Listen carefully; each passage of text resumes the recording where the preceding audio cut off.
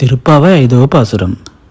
மாயனை மண்ணு வடமதுரை மைந்தனை தூய பெருநீர் யமுனை துறைவனை ஆயர் குலத்தினில் தோன்றும் அணிவிளக்கை தாயை குடல் விளக்கும் செய்த தாமோதரனை தூயோமாய் வந்து நாம் தூமலர் தூவித் தொழுது வாயினால் பாடி மனத்தினால் சிந்திக்கா போய பிழையும் புகுதருவானின்றனவும் தீயினில் தூசாகும் செப்பேలోరెంబావాయ్.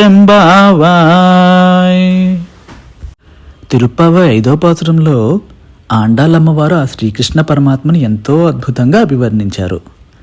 ఎలా అభివర్ణించారంటే, ఈ లోకమంతటినీ తన మాయతో నడిపించేవాడు, అలాగే మధురలో జన్మించి యమునా నదీ తీరంలో లీలలు చేసినవాడు, అలాగే ఆయర్ కులంలో దీపంలా వెలిగినవాడు, అలాగే తల్లి యశోదకు తన చిన్ని పొట్టలో మొత్తం బ్రహ్మాండాన్నే చూపించిన దామోదరుడిగా అభివర్ణించారు.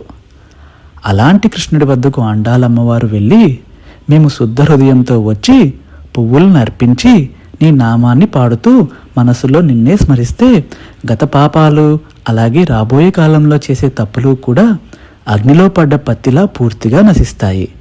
ఇదే ఈ పాసురం సందేశం. నిజమైన భక్తి మన మాటల్లో, అలాగే మన మనసులో కూడా ఉండాలి.